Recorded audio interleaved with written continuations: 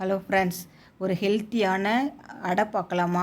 நம்ம பருப்பு அடை தான் செஞ்சுருப்போம். இது போல் சிறுதானியங்கள்லாம் போட்டு செஞ்சுருக்க மாட்டீங்க. பாருங்கள், பச்சை பட்டாணி, துவரம்பருப்பு, பாசி பயறு, வேர்க்கடலைலாம் போட்டிருங்க பாருங்கள். ரொம்ப டேஸ்ட்டாக இருக்கும், சுவையாகவும் இருக்கும். வீட்டில் உள்ள பொருள்களை வச்சு சிம்பிளாக செய்யலாம். பச்சரிசி 1 டம்ளர், புழுங்கலரிசி 1 டம்ளர், அவ்வளோதான். மற்ற பருப்பு வகைகள்லாம் வந்து கால் டம்ளர் தான் சேர்த்துருக்கேன். போதும், ஊறுனாலே நமக்கு நிறையா கிடைக்கும், நிறைய வேண்டாம். எண்ணெய் ஊற்றி நம்ம எப்பயும் தாளிக்கிறது போல் கடுகு ஜீரகம் போட்டு வெங்காயம், பச்சை மிளகா, இஞ்சி, கருவேப்பிலை, மல்லித்தலையெல்லாம் சேர்த்து நல்லா வதக்கி விட்டுக்கலாம். தேங்காய் வேணும்னா சேர்த்துக்கலாம், இல்லைனா ஸ்கிப் பண்ணிக்கலாம். இது ஏற்கனவே வேர்க்கடலைலாம் சேர்த்துருக்கிறதுனால நான் வந்து தேங்காய் சேர்க்கலை. கலருக்காக கொஞ்சம் மஞ்சத்தூள். டேஸ்ட்டு ரொம்ப சுவையாக இருக்கும் பாருங்கள். பிள்ளைங்களுக்கெல்லாம் ரொம்ப ஹெல்த்தியானது. சுகர்காரவங்களாம் தாராளமாக சாப்பிடலாம். நார்ச்சத்து நிறைந்தது.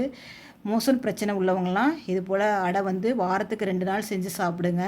எப்போயும் இட்லி தோசைன்னு தான் செஞ்சு சாப்பிடுவோம். உங்கள் ஃப்ரெண்ட்ஸுக்கெல்லாம் ஷேர் பண்ணி சப்ஸ்கிரைப் பண்ணி வச்சுக்கோங்க ஃப்ரெண்ட்ஸ். நல்லா மாவு வந்து தண்ணியாக இருக்கணும், அப்போ தான் தோசை ஊற்ற வரும். இல்லைன்னா அடை வந்து ரொம்ப திக்னஸ்ஸாக இருக்கும், டேஸ்ட்டாகவும் இருக்கும் பாருங்கள். நம்ம சாம்பார், தேங்காய் சட்னியோடலாம் சாப்பிட்லாம். நாட்டு சர்க்கரை வச்சுருக்கேன்.